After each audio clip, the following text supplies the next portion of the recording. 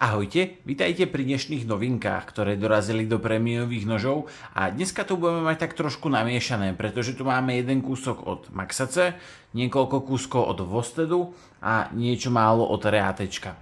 Ja začnem Maxace, pretože sa mi to zdá ako najzaujímavejší kúsok a než sa dostaneme k nožu samotnému, tak sa môžeme pozrieť aj na to balenie, ktoré je v plastovom kufríku, obsahuje leštiacu handričku,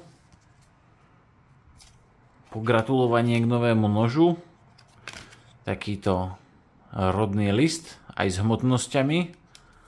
Máme karbonovú verziu, takže sme na 400 gramoch, čo nie je vôbec málo.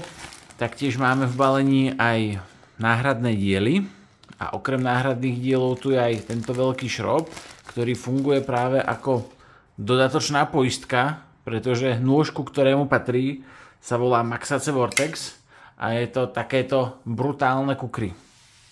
Mám toto stranou a pre predstavu o tej veľkosti je to naozaj neuveriteľne veľký, neuveriteľne masívny nôž. Kukry čepielka, červený fat carbon, masívna titánová konštrukcia a masívna čepel z M390. Ten šrob, ktorý sme si ukazovali, ide do tejto diery, aby ten nôž spevnil. Pretože stále je to zatvárák, hoci veľmi masívny, tak práve tá dodatočná poistka z neho môže spraviť takmer pevný nôž a naozaj toto je nôž pri tej masívnosti určený na hrubú, ťažkú prácu a práve s tou dodatočnou poistkou môže mať človek v takýto nôž dôveru, že ho môže používať naozaj hrubo. Masívny pivot z jednej strany, z druhej strany. Ďalej tu máme backspacer uchytený na 4 šroubách. Táto prvá časť. Nasleduje druhá časť backspaceru, ktorá je zase trošku inak zapustená do tých rúčiek. Zase prichytená na 4 šrouboch. 3D titánový klip na 2 šrouboch. A tu vidíme dovnútra toho noža. Je čiastočne odfrézovaný, keďže tá hmotnosť nie je až tak hrozná, ale ten nôž je neuveriteľne masívny. Toto je naozaj cítiť v ruke. Toto je malý meč. Do zbierky asi dobré, úplne ako EDC by som to ťahať nechcel. Na druhej strane masívne zatváracie kukry sa zíde asi vždycky.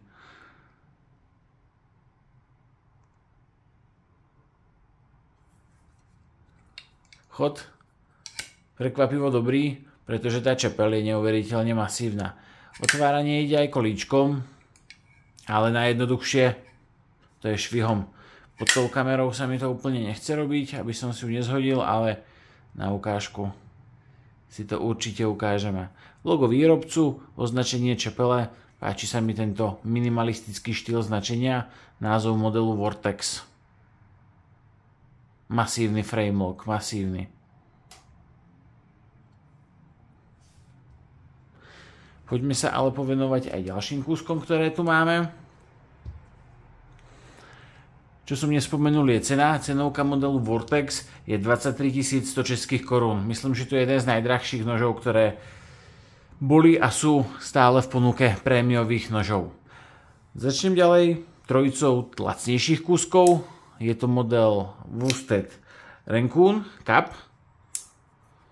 Je to novšia zmenšená verzia a Dávid z prémiových nožov tento modelík nazval práve alternatívou k Baby Banteru od Civivi, čomu ten dizajn naozaj zodpovedá. Zodpovedá tomu aj cena, ktorá je na úrovni 1800 českých korún za Raccoon Cup a je prakticky jedno, v ktorom farebnom prevedení, pretože všetky stoja rovnako. Tu máme satén s bielou G10, deep carry klipom, otvorom na paracord. Poistka liner lock je zapustená, nested. Taktiež máme odvrtávané, odľahčovaný rám, otváranie pomocou limetkového kolíčka alebo pomocou palcového flipra.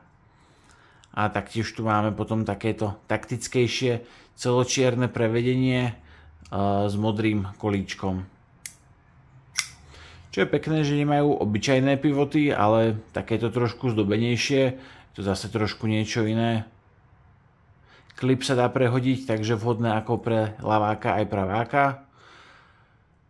Materiál čepele 14 C28N, čo je taký asi adekvátny materiál za tú cenovku 1800 korún. V každom prípade toto čokoládové alebo karamelové prevedenie pôsobí na mňa naozaj veľmi dobre. A je to taká farba, ktorú zase až tak moc výrobcov nepoužíva. Niečo podobné používa možno Benchmade, ale len na pár kuskoch a príde mi, že Benchmade má ten odtieň taký trošku inakší. Tu je tá farba naozaj veľmi pekná, veľmi síta. Ďalší kúsok, ktorý tu máme, je Woosted Thunderbird. Ten sme si tu už ukazovali v niekoľkých prevedeniach, v niekoľkých si ho tu ukážeme aj dneska. Prvá taká zaujímavosť je, že ten Thunderbird je v dvoch veľkostiach. V tej menšej má necelé 3 palce, v tejto väčšej má 3 a 4 palca. Toto je prevedenie s bielo-modro-čiernym karbonom a button lockom. Chod je veľmi príjemný. Cenovka tohto modelu je 4800 českých korún. Čepielka M390 s týmto pozvolným tantom, ale teda s jasne definovaným prechodom od duťáka k plochému výbrusu, výrazná drážka, falošné ostrie a otvor na otváranie noža, ktoré funguje teda buď pomocou toho otvoru samotného, alebo pomocou flipra, alebo pomocou palcového flipra. Tento model Thunderbird mi príde ako taký priamy konkurent k modelom Spyderco Smog alebo Kaiser Cormorant, čo sú všetko také kúsky, ktoré sú orientované na to cvakanie, na ten fidget faktor. To otváranie je naozaj veľmi príjemné. Toto je prevedenie v titáne, celotitánové, s Deep Carry klipom. Vidno aj jemné odvrtávanie na odľahčenie tej vnútornej strane rúčok. Cenovka titánového Thunderbirdu je 5500 českých korún. Tu už nie je ale materiál čepele M390, ale Elmax, čo je iná podobná, taktiež veľmi kvalitná oceľ na čepielky nožov. A toto už je také viacej full-sizeové prevedenie aj do mojej ruky. To cvakanie s tým nožom je naozaj veľmi príjemné, veľmi podarené. Nemám voči nemu žiadnu výhradu. No a posledný model Thunderbird, ktorý si tu ukážeme dneska, má celočierne prevedenie, materiál M390 a cenovka tohto kúska s G10 modročiernou je 3700 českých korún. Otváranie multi spôsobom je zachované.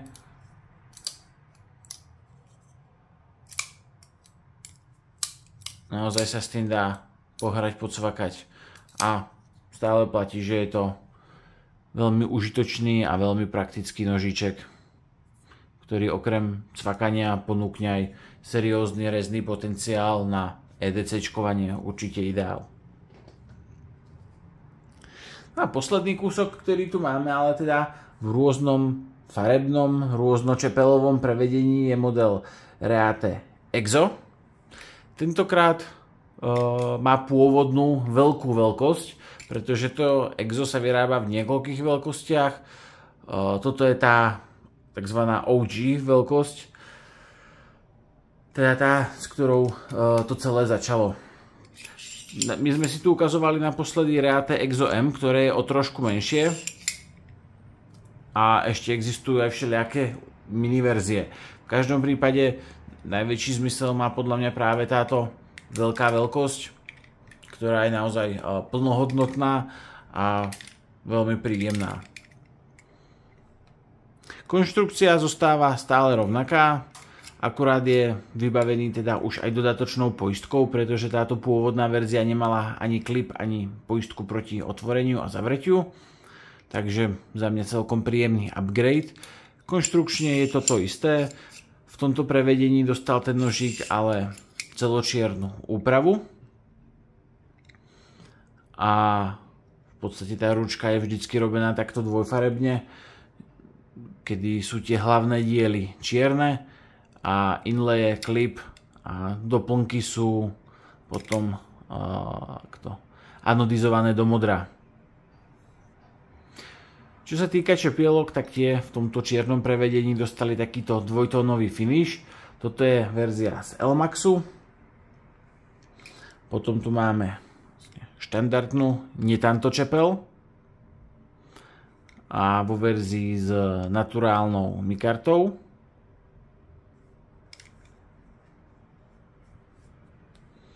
A okrem tenta a klasického droppointu máme ešte túto díkovú verziu s obojstranne brúseným ostrým, taktiež Elmax. A keď hovorím o jednotlivých verziách, tak tá posledná verzia, ktorú tu máme, má čiernu G10, takú tú čierno-šedú vintage. Takže tých farebných variácií je opäť niekoľko. Mne sa osobne najviac páči táto titánová, pretože už som mal hneď v hlave niekoľko nápadov nechať preanonizovať tieto bledomodré časti v takej zelenej alebo rúžovej by vyzerali veľmi dobre, hlavne s touto tanto čepielkou, ktorá sa mne teda veľmi páči. Obzvlášť na tomto naozaj veľkom modeli OG, kde na mňa pôsobí tak trochu ako tanto z Microtechu Halo, ktoré sa už nevyrába a za mňa má jedno z najkrajších tant v rámci svojej kategórie a toto je niečo veľmi podobné, takže áno, toto tanto sa mne veľmi páči. Prípadne aj v tej verzii s mikartou, kto má rád mikartu.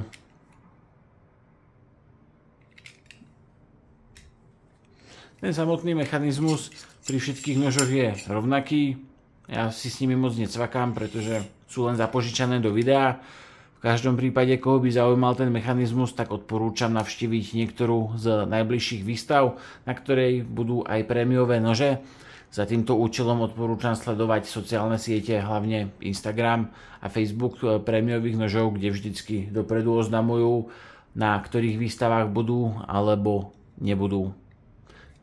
Čo som nespomenul, vlastne teraz ma napadá posledná vec, je cenovka modelu Reate Exo OG a pre všetky farebné prevedenia je tá cenovka rovnaká 9900 českých korún.